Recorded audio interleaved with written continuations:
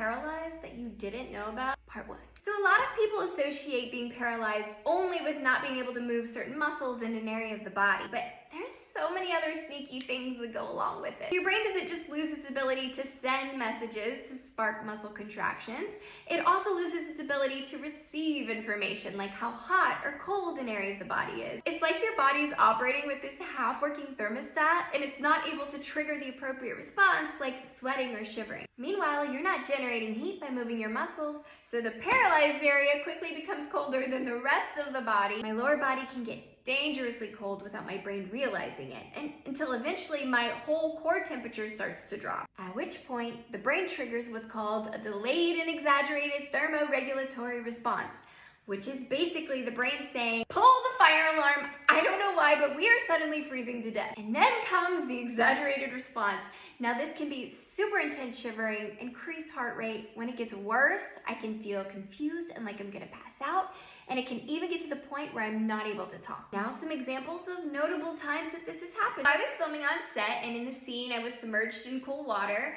My body temperature got way too low, didn't know it, until about an hour later when I was shivering uncontrollably in a bathtub. So the crew turns the heat on high, but at that point it didn't matter. I could not stop shaking. And the film crew couldn't stop sweating, so.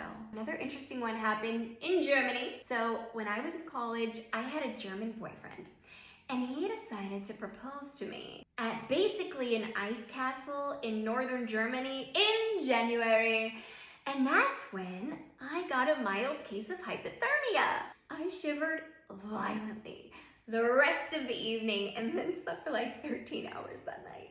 I guess now my big hope is that the next time a man proposes to me, I don't feel like I'm about to die. So as with many things in my life, I've had to learn how to take the approach of this is not something I can change, but how can I work with my body to prevent disastrous outcomes from happening?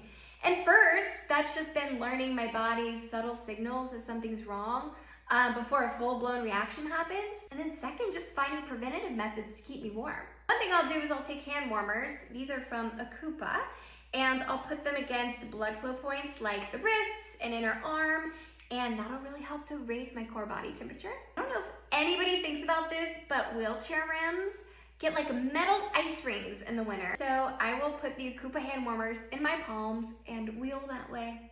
And it makes such a big difference. Even if your body doesn't have an unreliable thermostat like me, we all find ourselves in situations where it's hard to stay warm. So if you get cold a lot, I highly recommend you keep one of these Akupa hand warmers in your bag or your pocket all winter, just in case. Or you could look super thoughtful and give one of these guys as a gift to that person in your life who's always cold.